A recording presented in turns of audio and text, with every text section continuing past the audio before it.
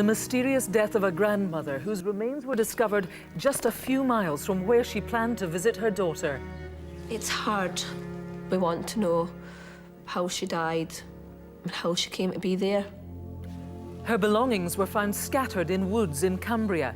Can you tell us who took her there?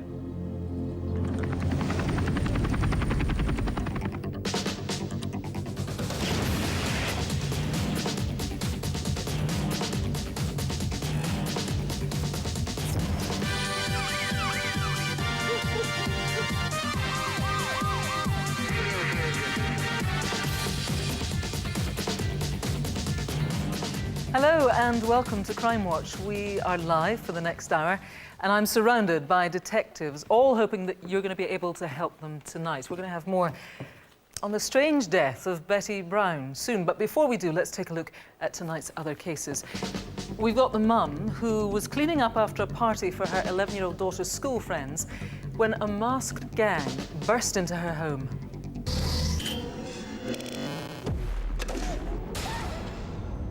Somebody shouts out, "Tie the kids up and drown them." So obviously I panicked and I remember begging and pleading, saying, "Please no, please no, please no." Do you want those kids to get drowned? No, please don't hurt them. Truly terrifying. Police in Brighton want to know who raped a schoolgirl as she made her way home from a Valentine's Day meal this February. I wasn't really wary at all. I just wanted to get home, go to sleep.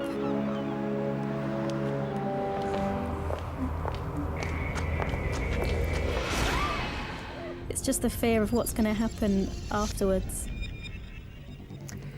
And the unidentified human remains found on a building site in central Manchester. Detectives believe the woman was killed up to 40 years ago and have now reconstructed what they think she looked like. Can you tell us who she is? We've also got some great news on previous cases, including a life sentence for the murder of a taxi driver, 20 years for a paedophile, and a minimum of 4 years in prison for this attempted rapist whose arrest we filmed just 3 days after our reconstruction of his attack. And Rav is here with his latest collection of wanted faces and CCTV. That's right, and amongst this lot, we've got people wanted for GBH, fraud and firearms offences. And Matthew, what have you got for us tonight? It's the shocking story of a brutal murder in Preston in Lancashire back in 1975. The victim was 26-year-old Joan Harrison, who was thought to have been one of the Yorkshire Ripper's earliest victims. Mr. Sutcliffe. I'm Detective Chief Superintendent Wilf Brooks from Lancashire Police. I've come about the Joan Harrison murder. Did you kill Joan Harrison? Who really killed Joan would remain secret for another 33 years until a chance stop by traffic police led to the unravelling of this sadistic killer's true identity. Now we begin with the death of 56-year-old grandmother Betty Brown. Her badly decomposed remains were found in Cumbrian woods, 90 miles away from where she lived in Edinburgh. The location of her body was just a few miles away from where her daughter lives, and it's thought she may have been on her way to make a surprise visit. Detectives urgently need to know how she ended up in the woods and who might have taken her there.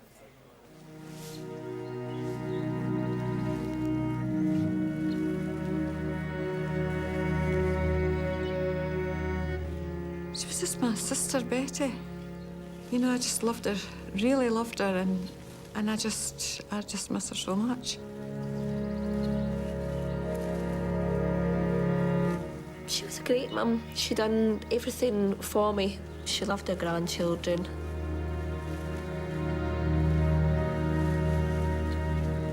In January, 8 months after she went missing, the skeletal remains of Betty Brown were found here in these woods in Cumbria, 90 miles from her home. How she got here remains a complete mystery, and now police need your help to piece together her final fateful journey. Betty lived alone in Edinburgh, but was very much a family woman. Betty and I had a really close relationship. There was 10.5 years gap in her ages.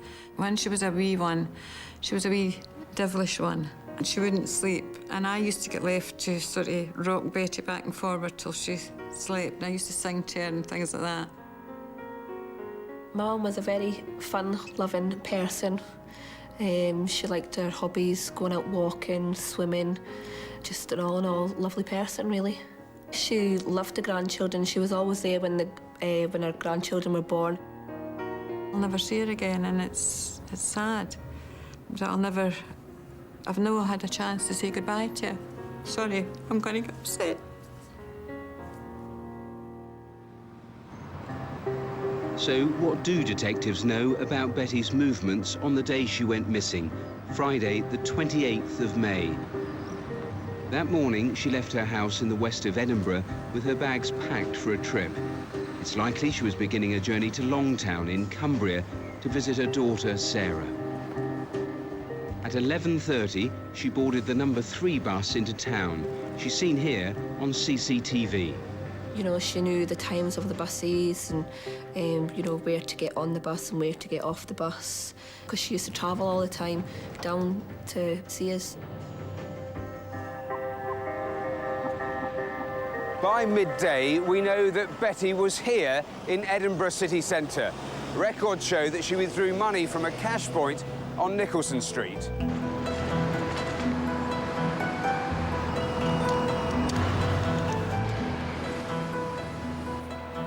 While this is the last thing we know for sure about her movements that day, it's extremely likely she then made her way to this bus stop to catch the X95 to Longtown.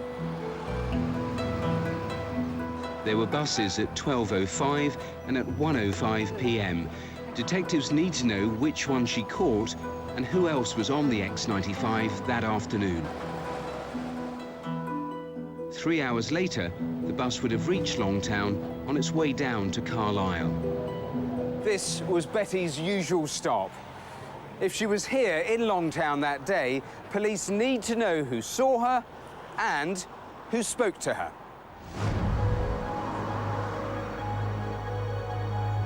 I can't imagine her walking from Longtown, where she would have got off the bus, round to that area on her own.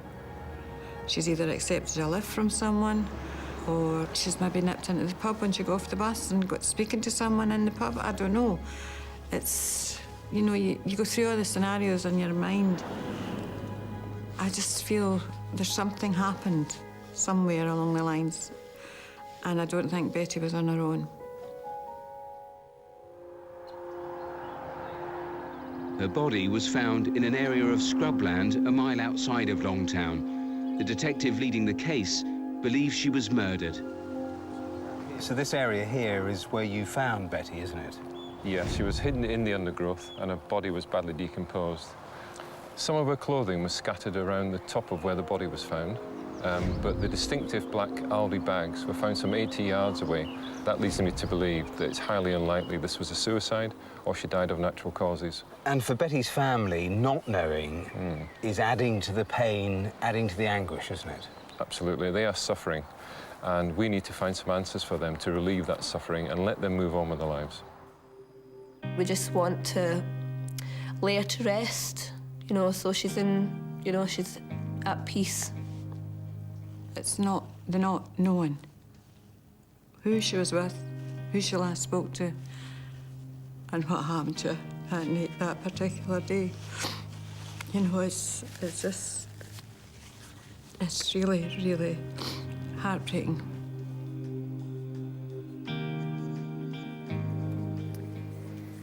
Yes, heartbreaking. DCI Jeff Ashton joins me now. The family clearly want to know what happened. You think it was murder, do you? It's a real possibility, Kirsty. If we start with those distinctive black Aldi bags, they were full of things that contained things for a weekend away, you know, pyjamas, personal effects. She withdrew some cash.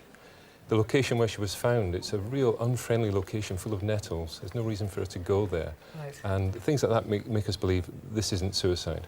What about your post-mortem? Inconclusive, was it? Unfortunately, yes, inconclusive. We're still conducting a number of tests, but because of the decomposition of Betty's body, those are taking longer than normal. She did have some damage to her ribs, though, which is very interesting. It could be that they were sustained as a result of an attack. So given that so far the forensics haven't given you that much, it's witnesses this is all about, is it? Witnesses, the public, will fill in the gaps that we don't know. Starting with the Nicholson Street in Edinburgh, the X95 bus. Were you on it on that May the 28th, Friday the May the 28th last year? Were you in Longtown when she possibly got off the bus or was walking along the 607 road, 6071 road, sorry, towards Gretna? And the two people you see on the CCTV, the number 3 bus, they got off with her. Did they see her meet anyone? Did she say anything about where she was going? It's important to come forward so we can fill in the gaps. Jeff, for now, thanks very much. You've heard what DCI Ashton is looking for then. If you think you can help Betty Brown's family find out what happened to her, then please do call now. It's the usual number, of course. It's 0500 600 600. Now here's Rav with his first batch of wanted faces. And first on the board tonight is Ang Zhang Du, right here. 52-year-old Du is wanted in connection with the murder of a family of 4 in Northampton just 3 weeks ago. Zing, Jeff, Helen and Alice Ding were stabbed to death in their home on April the 29th. That's the day of the royal wedding. Du, who was Mrs Ding's ex-business partner, is 5'9" tall and often wears a baseball cap to hide his bald patch. Now, he's seen here on CCTV in Northampton bus station. He's now possibly in London, but could be anywhere. Now, if you have any information about Du's whereabouts, please call 999 immediately. Do not approach him. Next is 67-year-old Richard John Ramsey Burrows, and he's wanted in connection with the sexual assault of young boys which took place during the 1980s at a care home where Burrows was working as a housemaster. Burrows was due to stand trial in 1998 but absconded and has not been seen since. Now, this is an age-progressed image of how he may look now. Burrows has links to Cheshire and the Midlands and may now own a barge. Number 3, over here, is Robert James Kerr. The 52-year-old is wanted by police in North Yorkshire for defrauding a vicar of more than £1,000 after falsely claiming he was a member of the army who needed money to pay for a flight. Kerr, who uses aliases including Andrew Johnson, has a Northern Irish accent and has a tattoo of a tombstone with the words "Rest in peace, Mum" on his right arm. And finally, for now, is this guy, 41-year-old Peter James Hanna. Now, this nasty piece of work was convicted of slashing a man with learning difficulties across the face and back with a knife. Hanna, who has links with Merseyside, Manchester, Chester and North Wales, has several scars, including one on his left cheek, on his left hand and one on his neck. He's considered very dangerous, so please do not approach him. Just call the police straight away. Now, all of tonight's wanted faces are on the website, which is bbc.co.uk/Crimewatch, and if you know where they are, 0500 600 600, or you can text us on 33399, type crime space and then your message. Really important to leave that space where your message just won't get through. Our next case is a violent burglary at the house of a mother and her 11-year-old daughter. It took place in Hertfordshire. The gang's plan was as simple as it was brutal: to beat and threaten the family into submission.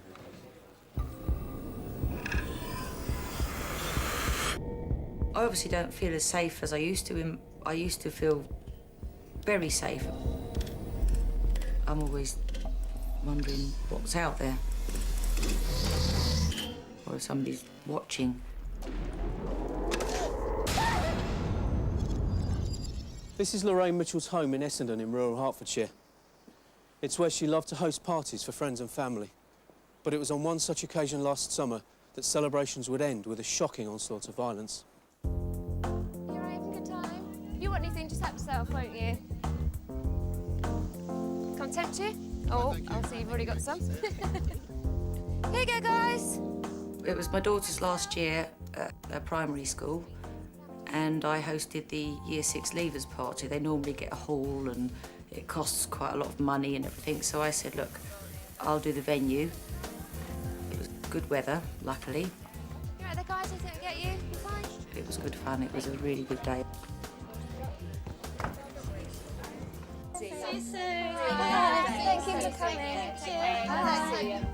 The last one left at about 11:15. See you then. Bye. Yeah, see you. It had been a really good day. One friend was having a sleepover. Okay, girls, you sit and watch some TV and I'll go and clear up and I'll come through soon. All right.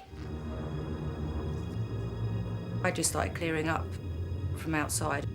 The back door was open and the doors out to the pool area.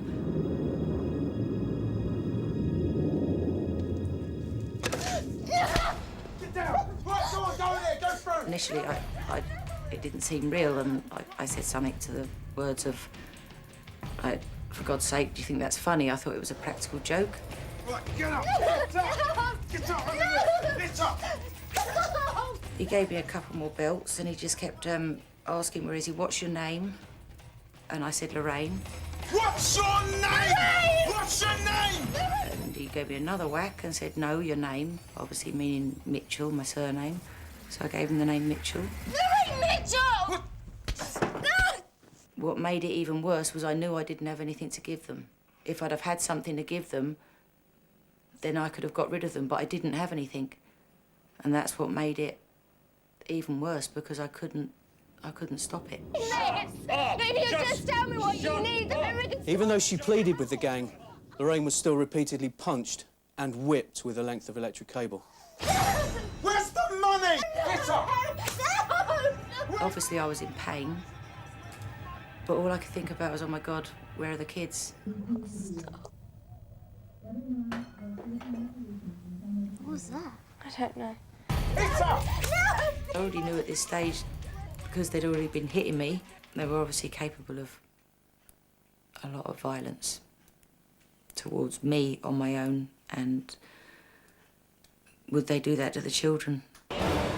Where's your dad? I don't know. Where's your dad? He's not here. You two, come with me. Come on. You're coming with me. Move!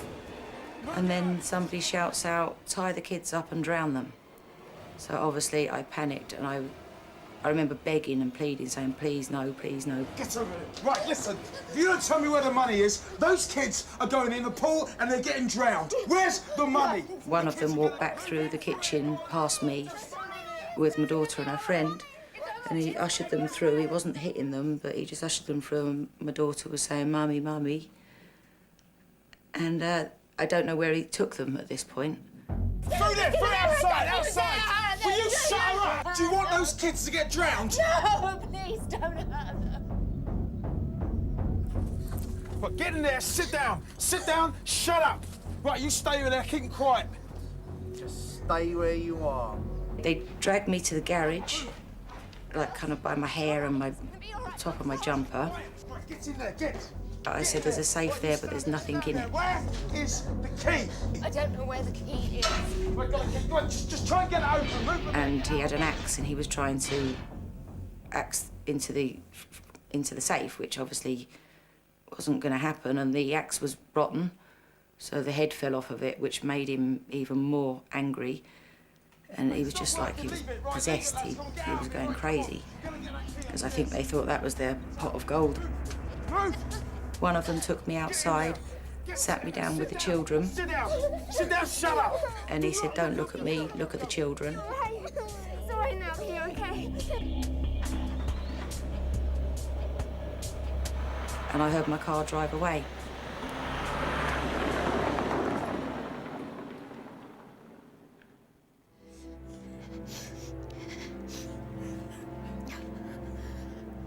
Hello. Yes, Lorraine Mitchell. I've just been burgled by a load of people in masks and stuff, and they're beating me up and threatening my kids. They hurt me big time, they're beating me up badly. They were so pent up and angry and evil. If they were capable of doing that to a woman on her own with 2 kids in the house, then they'd be capable of anything. I wouldn't wish that on my worst enemy, and they don't deserve to be out there and given the chance to do it again. The expensive car the gang stole from the driveway was dumped just a few hundred yards down the road, and they stole little of significant value during the raid. So what were the gang really after, and why did they use so much violence towards a mother at home with 2 young children? We need to know who they are and why they did it. Tie the kids up and drown them, they said. Despicable. Well, Detective Inspector Stuart Orton joins me now. Thanks for joining us, Stuart. So, when the gang got into the house, everything seemed very chaotic and a bit odd. It did, Kirsty, yes. The motive for the attack is still unclear because they didn't actually specify what they wanted. They initially seemed to be clarifying that they were in the right house, but then they made a half-hearted attempt to break into the safe, and they didn't have the right equipment to do that. Maybe a couple of distinctive things it's worth mentioning. There was they almost looked like homemade balaclavas and also a pair of gloves.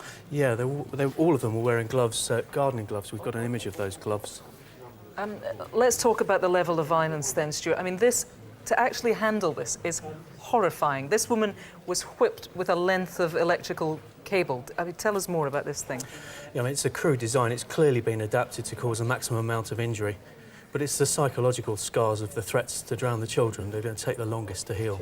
I mean, actually, we should, yes, the emotional injuries are great, but also what she suffered is appalling. Horrendous injuries, yes. What about what they took then? Yeah, they took, one of the offenders in particular took a Kipling bag belonging to Lorraine's daughter. There were also, I mean, if anybody then whose daughter was given one of these, that's important, but briefly also some jewellery. Yeah, relatively small amounts of jewellery and a relatively small amount of cash was taken.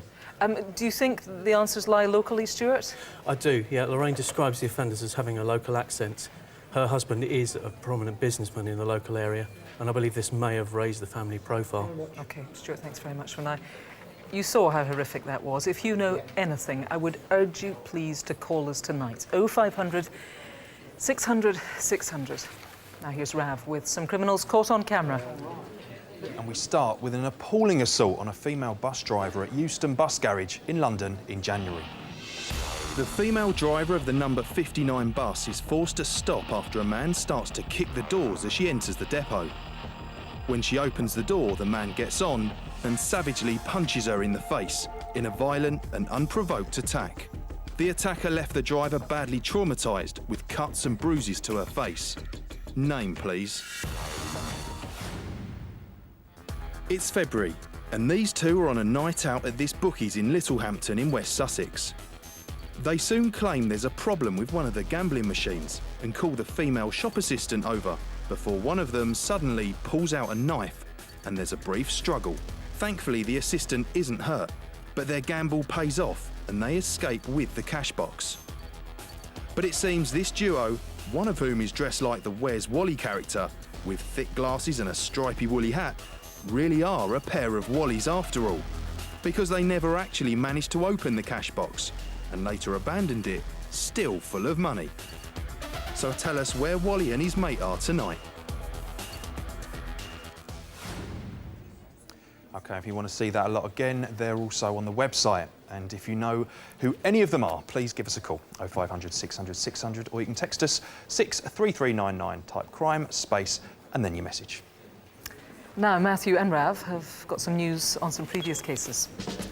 Well, we start tonight with some excellent news about a case we featured last October. We appealed for information after a woman was sexually assaulted while walking her dog at the Elscar Reservoir near Barnsley in South Yorkshire. Well, just 3 days after the programme, our cameras were given exclusive access as 48-year-old David Brian Thompson was arrested at his home in Rotherham. Well, last month, Thompson was given an indeterminate prison sentence with a recommendation he serve at least 4 years. Great news. And next, this footage shows Raymond John Gunnell being booked back into custody at a police station in Kent after being extradited from Spain. The 41-year-old had been on the run for 10 years after breaching the terms of his parole. He was originally sentenced to life in prison for the murder of his 19-year-old girlfriend in Grimsby in 1989.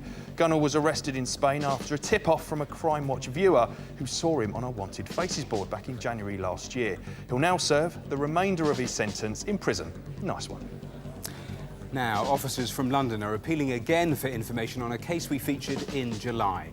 Taxi driver Michael Uche Okonkwo-Nwasu was attacked just before 5 a.m. on Saturday the 19th of June last year. He was found badly injured just yards from his minicab in the Abbey Wood area of southeast London, and he died later that day. Well, tonight we have new CCTV of a man police want to trace in connection with the incident. They want to identify this man wearing a red top, possibly an England football shirt, and white trainers running down the parade of shops in the Eynsham Drive area, close to where Uche was attacked. If you're the man in the footage or know who he is, or if you have any information about what happened, call the usual number or the incident room on 0208 721 4054. There is a £20,000 reward for information leading to a conviction. Right, still to come then. The A-level student raped as she walked home from a meal out on Valentine's Day in Brighton.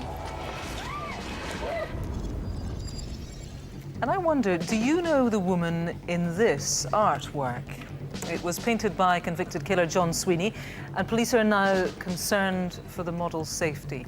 We also need your help to identify this murder victim, whose face has been reconstructed by forensic anthropologists. And Matthew is looking back at how detectives finally caught the man responsible for the 1975 murder of Joan Harrison.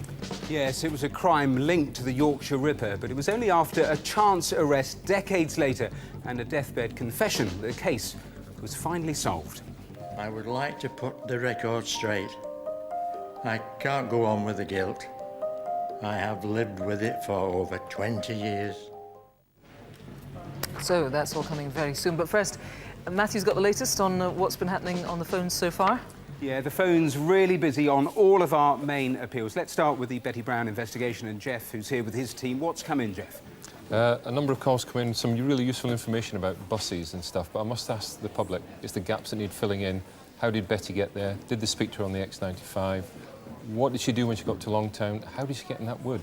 You know, she didn't just get there magically. How did she get there? We need to know. Yeah, lots to find out about. If you know something, anything, please call Kirsty. Thanks, Matthew. I should remind you, of course, the phones are open until midnight tomorrow night. For now, Rav's got more of his wanted faces. Right, first in this section is Rong Zhu down here. The 46-year-old is wanted for conspiracy to manage brothels in Oxford and Ealing in West London. Zhu, who uses the alias Gigi Zhang, speaks broken but good English and also has links to Uxbridge. Police think she may well have set up another massage parlour by now. Over here is Robert Victor Fred Dimmock. The 54-year-old is wanted because he owes quite a bit of money to the courts, £5.4 million to be exact, which he was ordered to pay following a conviction for money laundering in 2008. Dimmock, who has links to Doncaster, Hull, Ireland and much of Europe, is also known by the nickname SAS Bob. Number 7 over here is Havid Ramat Ullah. The 52-year-old is a convicted paedophile who abused young children while working as an imam at a mosque in Hertfordshire. He's wanted by police for failing to register as a sex offender. Ullah, who has a scar on the left side of his neck, has links to South Wales, Hertfordshire and London. He may well be teaching at a mosque. And the final face tonight is this guy, Joel Solomon Williams. He's wanted in connection with an attempted murder after a handgun was fired at a crowd of people outside a nightclub in Sheffield last October. 28-year-old Williams, who is known by the nickname Juvie or Juvenile, also has links with Nottingham. Williams is considered dangerous, so please don't approach, just call the police immediately. 0500 600 600 is our number if you recognise any of them, or you can text us on 63399. And remember, they'll stay online until they're caught. On Valentine's Day in February, a young student had enjoyed a meal out with a friend in Brighton. But her night would end in a terrifying attack, during which she was raped. To protect her identity, the victim's words are spoken by an actor.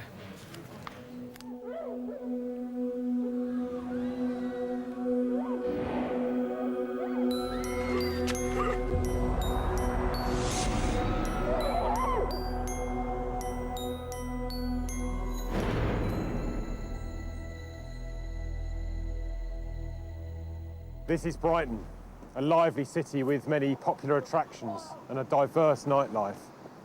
And on Valentine's Day this year, it was as busy as ever. But for one young woman, her evening out would come to a terrifying end.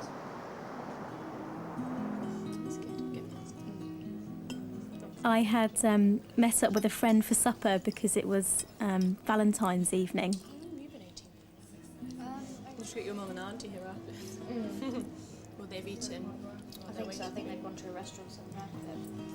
Oh, can I borrow your phone a second? Yeah, sure. Left mine at home. Well done. Just need to text my dad, tell him I'm on my way. Oh, fair enough. It's a shame you can't come to the club tonight. Yeah. Right, done. Cool, let's go.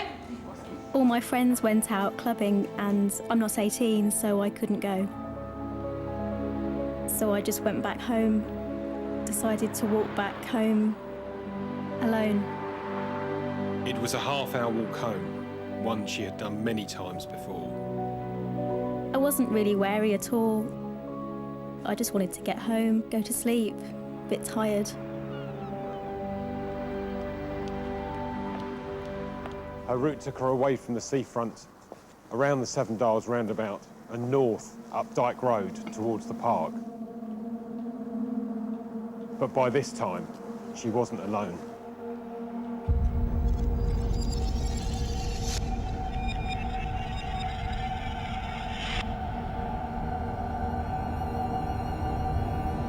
And I was aware that there was a man behind me, quite far away from me, so I just crossed the road.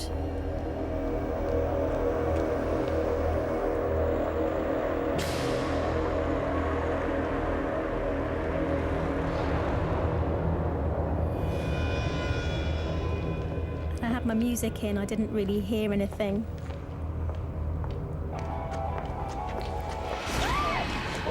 And I got dragged across the road, and I couldn't really breathe. But although she had been physically overwhelmed, she was already thinking on her feet. She took an unusually brave step, one which would reveal vital information about her attacker. She started to question him. Tell me your name. It's just the fear of what's going to happen afterwards. Tell me your name. David! Now shut up! Shut up! But he wouldn't let her go, and eventually he raped her. A horrendous ordeal in itself, but the victim was also terrified as to what he might do next. And I thought maybe if I'm really calm about it, he'll let me go. And something must have worked because I managed to run off.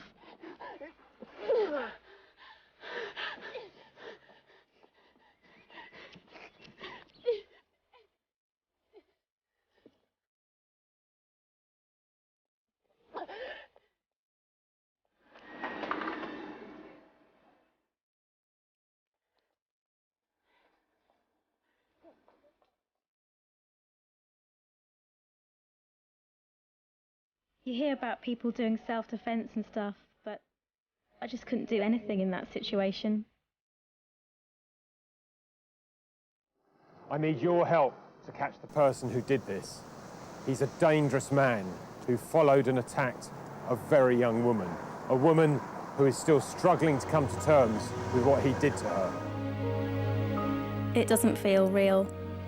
It didn't really feel real at all. It still doesn't really. Really horrendous. Well, we're joined by DCI Trevor Bowles from Sussex Police, who we saw in the reconstruction there. A terrifying attack on, we have to remember, a very young woman here. Kirsty, a really brazen attack alongside a busy road shortly after midnight on the 15th of February this year. Quite awful and terrifying ordeal.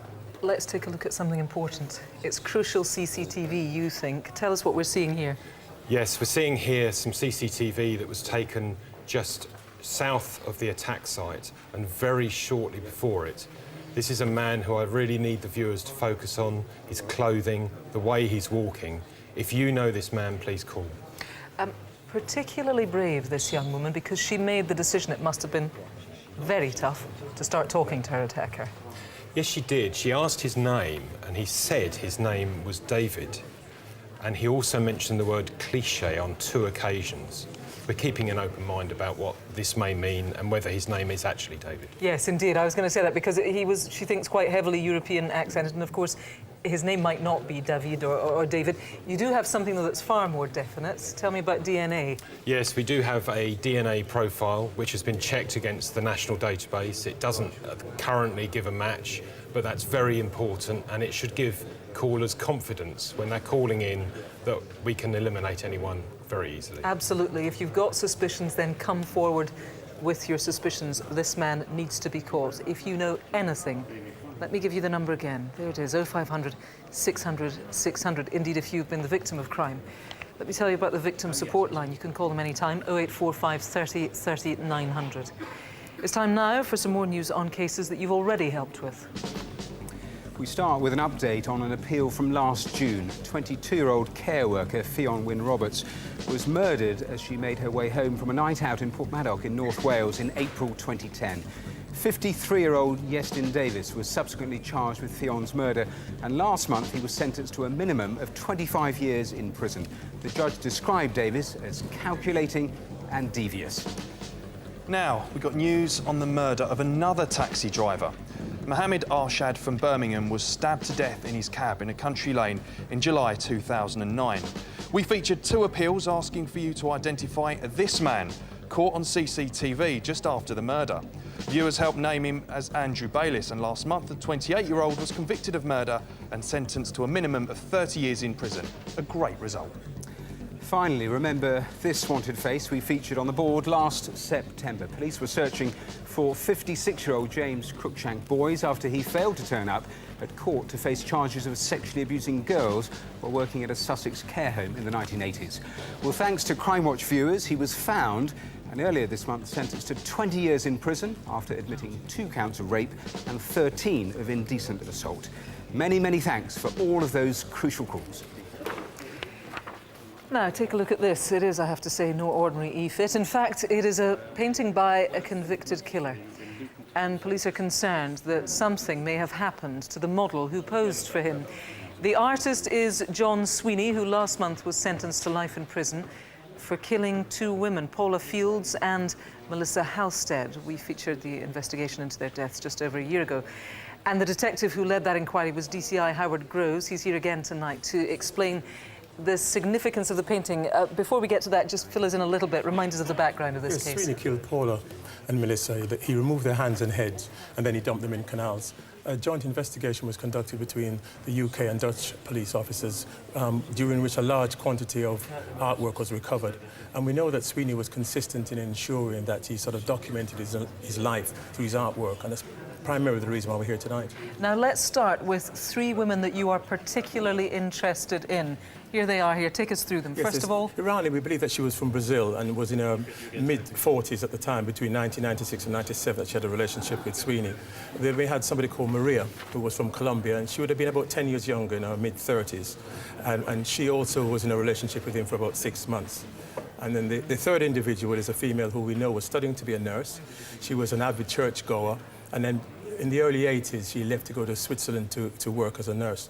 And it may be that these individuals are alive and well, but obviously we need to ensure that that is the case. And what about this woman here? 1985 London is depicted on that artwork of Sweeney. One strange thing is that he normally wouldn't identify who's drawn or painted, and he hasn't under these circumstances. So it could very well be that he took that from a magazine, and therefore there's no special issues as far as we're concerned. But we would like to try and identify that individual if we can, in order for us to sort of fill in certain gaps in relation to the investigation. OK, so it's a highly detailed investigation, and all of the details you've given us tonight, and a little more detail besides, is on our website, so people should log on if they want to just look at that information. Correct. Thanks, Howard. Did you know John Sweeney then in the 1980s, the 1990s? Or do you recognise the descriptions of any of these women? If so, please do pick up the phone. Now, Rav has got some more CCTV. Yep, and we start this time with some cash point crooks.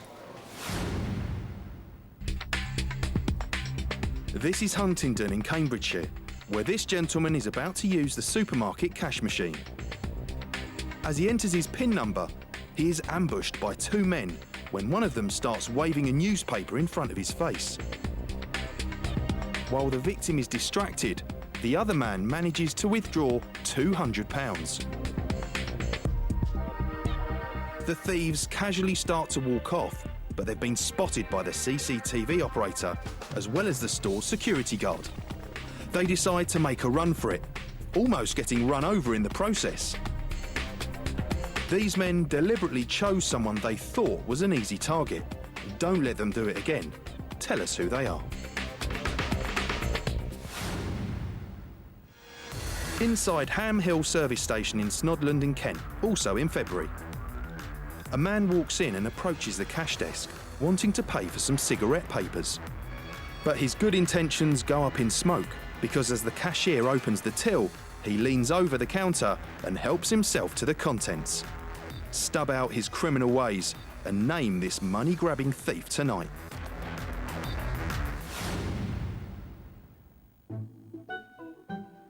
Some people will do anything to get on TV. Take a look at this pair hanging around an office block in central London after midnight on a Friday in September. Once inside and in front of the lights and camera, the action can really start. It's like upstairs, downstairs as they try and find what they're after. Once they do, things become a bit more chuckle vision. To me, to you, to me. That safe looks heavy, and so it should.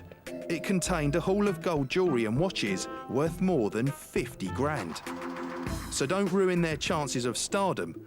Let's have their names so we can tell everyone who they are. You know what to do. 0500 600 600, or you can text us on 63399, type crime, space, and then your message. Now, you might remember last February we appealed for your help to identify the female remains of a murder victim. She was found by workmen on a building site in Manchester in an area locally known as Angel Meadows. Well, more than a year later, still not known who this woman is, but there is now a lot more information which police hope could reveal who she is and how she ended up there. DCI Joanne Rawlinson is leading the investigation, and she joins me now. Thanks for joining us, Joanne. Just remind us of the background to this case. The remains were found in January 2010. We know that this woman suffered a blunt force physical assault just prior to her death. As a result of the appeal last year, we had a number of lines of inquiry, which we've now followed up, but unfortunately we still don't know her identity. OK, you and your team have been doing a huge amount of work on the skeleton itself. What have you managed to find out? We've been working closely with forensic anthropologists. We now know that she was aged 18 to 30 years. She's most likely European origin, between 5'3" and 5'6", and that she would have been a modern-day size 12. We now know that her upper right first premolar tooth was missing, so that would have been obvious when she smiled. We've also carried out carbon testing on her teeth and bones, and that leads us to believe that she was now born between 1950 and 1954. We believe that she was murdered in 1970s or the early 1980s. It's really incredible that you can be that specific, and really useful information. You've also done this, again, I mean, really impressive facial reconstruction. Tell us about that. Yes, it's a forensic reconstruction. I'm hoping that people tonight, I'm urging them to have a close look at her face and see if they can recognise her. We do have this lady's DNA, so that if anyone believes that she may be a relative, we can easily establish that there's any family links. And what's this about, this picture here? Yes, we've used a little bit of artistic licence with this with regard to the hair and the eyebrows, but I'm hoping that this image, together with the model head, will jog someone's memory. Yeah, and together with all the other jigsaw pieces. I mean, that's the thing. There are a lot of details. If people put them all together along with this, then it could be the key. What about what was found with the skeleton? We actually found this pinafore dress. We now know that this was cheaply made. It was manufactured between 1973 and 1976. Okay. It would have been widely available on market stalls and in high street shops. We also found a skinny rib blue jumper and a pair of tights. What we can say is that our victim was not wearing the pinafore or the tights at the time that she was found, which leads us to suspect that it might be a sexually motivated attack. And the car carpet, just briefly, could be really important. Yes, we've found some mid-blue carpet which was cut into 9 individual pieces, very distinctively. We believe that they're cut to fit a vehicle. We now suspect that that vehicle is a Ford Cortina. OK, so lots of really detailed information. Let's hope it gets your result tonight. Thank you. Joanne, for now, thanks very much. Do you recognise the woman? Do you know what happened to her? If so, please do call us here tonight. The number is 0500 600 600. And again, you can find out lots more information, lots of that detail. It's heavy on detail on the website. Now, if you have ever wondered when or whether detectives ever give up on these sorts of investigations, then our next case says a great deal. It goes all the way back to 1975, to the murder of a young woman in Preston, in Lancashire. The inquiry at the time was huge. It involved nearly 200 detectives who interviewed around 30,000 people. One of them was, in fact, the Yorkshire Ripper, Peter Sutcliffe. But it would be another 33 years before the police would know for sure who really killed Joan Harrison. On a cold November morning in 1975, the body of a woman was found in a derelict garage in the Avenham area of Preston. Her brutal murder would become one of Lancashire's most notorious and longest-running cases, lasting over 3 decades and leading detectives on a trail to one of Britain's most infamous serial killers. But now there is no doubt that the Ripper has claimed his latest victim. What have we got? Murder boss. But now detectives can finally close the file on this grueling 35-year murder mystery. We've got a name. Joan Mary Harrison.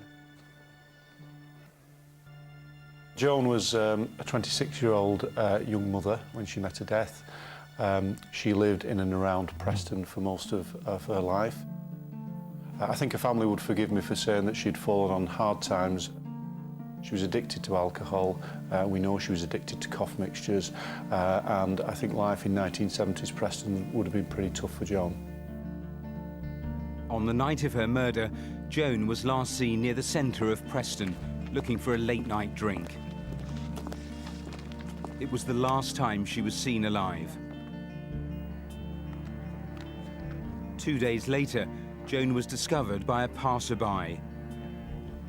She was laying face down, partially clothed, with her coat and boots richly placed over her body. The man tasked with leading the investigation was Detective Superintendent Wilf Brooks. Well, we know that when Mr. Brooks went into that garage, he would have been faced with a shocking murder scene. It was clear that Joan had suffered extensive head injuries. It's more than likely she'd suffered a sexual assault, and she had suffered a significant bite mark to her body. The barbaric details of her murder shocked the community. Whoever murdered Joan was an extremely violent and dangerous man. The investigation that followed would become one of the biggest in Lancashire's history. The only forensics available at the time was blood grouping, and samples at the scene reveal the killer could have an extremely rare blood type. So police concentrated their efforts on men with a history of violence who also matched that specific blood group. But by July 1976, the exhaustive investigation was no nearer catching Joan's killer. With no new major leads, the investigation was wound down. Joan's killer had slipped through the net. But 3 years later, Joan's murder would suddenly be thrust back into the spotlight. I'll ask you what you think about this latest Ripper attack. It just worries me sick, really. I will never go out on my own at night.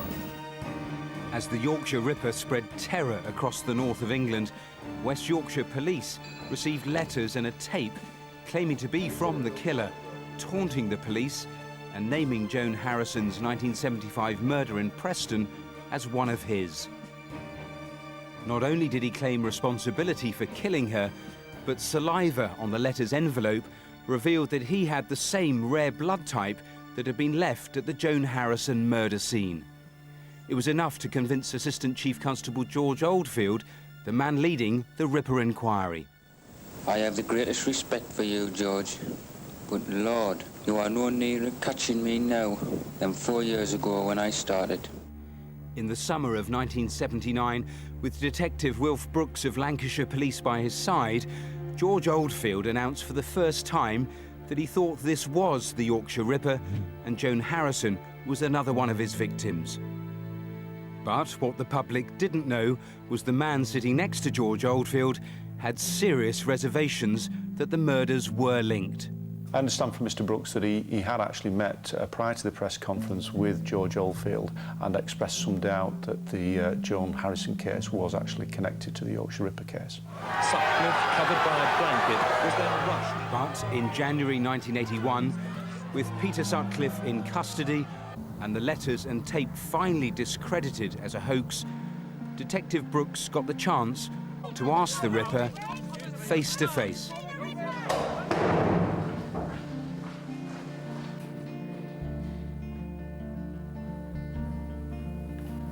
Mr. Sutcliffe, I'm Detective Chief Superintendent Wilf Brooks from Lancashire Police.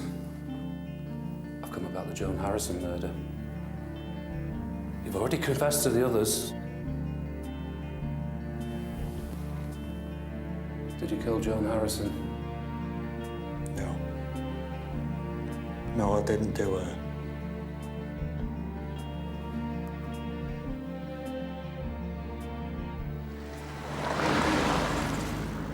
Sutcliffe had been ruled out of the Joan Harrison investigation, and detectives were back to square one.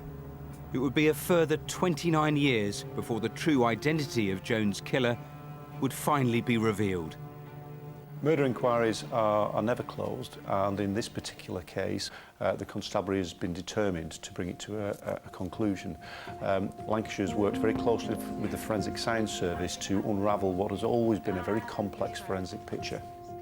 From 1997, new DNA techniques were able to conclusively rule out key suspects in the murder, including Peter Sutcliffe and John Humble, the hoaxer found to have sent the Ripper letters and tape. Then, in 2010, after identifying a number of different DNA profiles, the team finally had a breakthrough. The key was to be able to look at the photographic records of the scene and the forensic notes.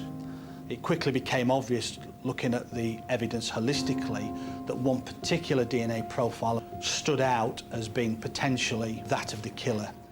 And when they loaded that profile onto the DNA database, they got a hit.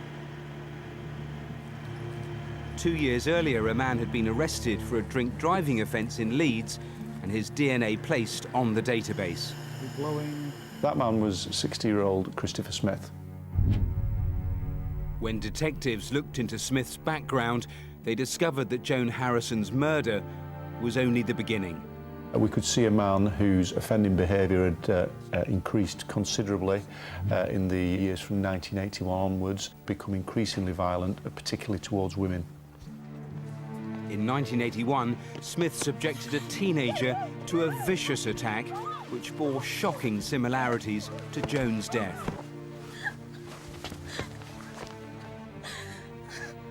Shut up now! Be quiet! 2 years later, Smith stabbed and killed his first wife and their unborn child in a furious dispute. Well, by 1985, Smith was married for a second time, and again, an incredibly volatile relationship.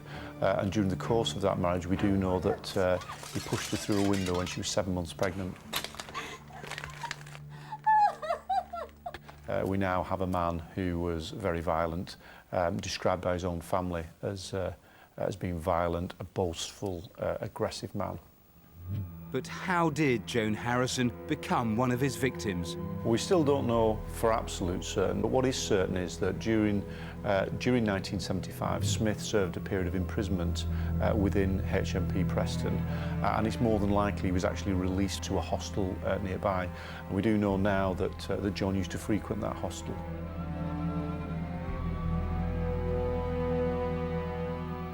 Remarkably, whilst again serving time, Smith had actually been interviewed as part of the original investigation.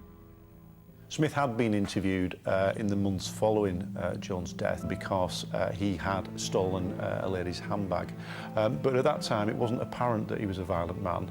He just presented as a petty thief, and as a consequence, he was discounted from the inquiry. With the pieces of the jigsaw falling into place, all detectives needed now was Smith himself.